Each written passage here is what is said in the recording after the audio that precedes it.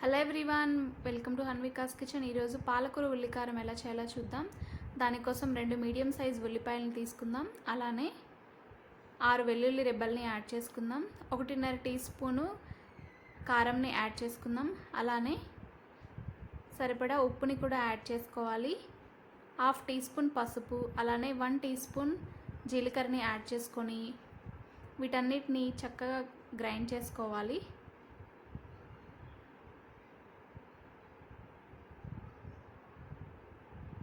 ఈ పాలకూర ఉల్లికారం అనేది చాలా టేస్టీగా ఉంటుంది. ఈ ప్రాసెస్లో ఒకసారి తప్పకుండా ట్రై చేసి చూడండి, మీరు కూడా మీకు బాగా నచ్చుతుంది. వీటన్నిటి మనం ఇలా చక్కగా పేస్ట్ లాగా రెడీ చేసుకోవాలి. ఇప్పుడు మనం ఒక ప్యాన్ తీసుకొని అందులోకి 2 టేబుల్ స్పూన్స్ ఆయిల్ని యాడ్ చేసుకోవాలి. ఇలా స్టవ్ ఆన్ చేసుకొని ప్యాన్ తీసుకొని ఆయిల్ని యాడ్ చేసుకుందాం.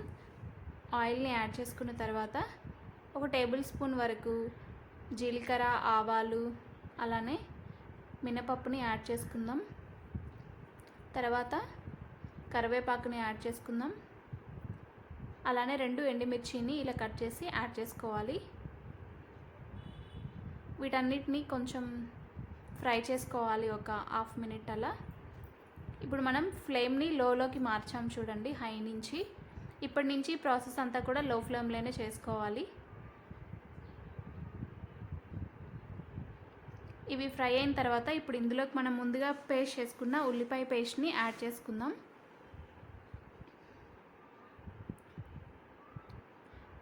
ఈ ఆనియన్ పేస్ట్ అంతా కూడా మనకి పచ్చి స్మెల్ పోయేంత వరకు చక్కగా మగ్గాలన్నమాట. అందుకోసమని మనం లో ఫ్లేమ్లోనే లిడ్ క్లోజ్ చేసి ఒక 5 నిమిషాల వరకు చక్కగా ఫ్రై చేసుకోవాలి.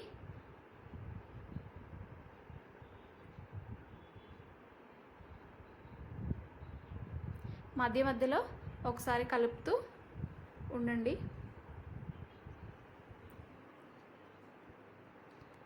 ఇలా కలిపిన తర్వాత మరలా లిడ్ క్లోజ్ చేసేసి ఫ్రై చేసుకోవాలి.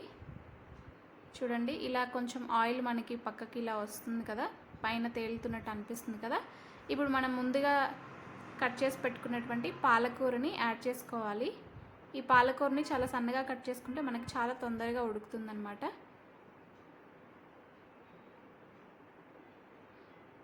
వీటన్నిటిని ఇలా చక్కగా ఒకసారి మిక్స్ చేసేసుకొని మరలా మూత పెట్టేసి ఈ పాలకూర మగ్గేంత వరకు మనం ఫ్రై చేసుకోవాలి. చూడండి, చాలా తొందరగా మగ్గిపోతుంది మనకి పాలకూర అనేది. 2 నిమిషాల్లో నాకు ఇలా అనిపిస్తుంది చూడండి. ఇక్కడ మరలా ఇంకొక 2 నిమిషాలు ఫ్రై చేసుకుందాం. ఇప్పుడు మనకి సాల్ట్ సరిపోలేదు అనిపిస్తే కొంచెం సాల్ట్ యాడ్ చేసుకుందాం. అలానే 1/2 టీ స్పూన్ ధనియా పౌడర్ని, 1/2 టీ స్పూన్ జీలకర్ర పౌడర్ని కూడా యాడ్ చేసుకొని చక్కగా ఒకసారి మంచిగా మిక్స్ చేసేసుకోవాలి. మిక్స్ చేసిన తర్వాత మరొక నిమిషం పాటు మూతను ఉంచేసి ఫ్రై చేసుకుందాం.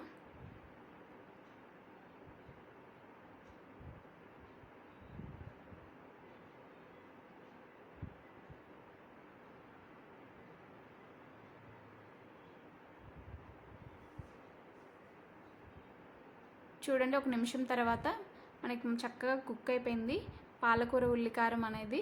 ఇప్పుడు మనం స్టవ్ ఆఫ్ చేసేసుకుందాం. ఈ ప్రాసెస్ అంతా కూడా మనం లో ఫ్లేమ్లోనే చేసాం, అప్పుడే ఈ కర్రీ చాలా టేస్ట్గా ఉంటుందన్నమాట. ఇప్పుడు మనం సర్వింగ్ బౌల్లోకి తీసుకొని సర్వ్ చేసుకుందాం. మనకి పాలకూర తక్కువ ఉన్నప్పుడు కూడా ఇలా ఈ ప్రాసెస్లో చేశారంటే కన్నా ఎక్కువ అన్నంలోకి కలుస్తుంది, చాలా టేస్ట్గా ఉంటుంది.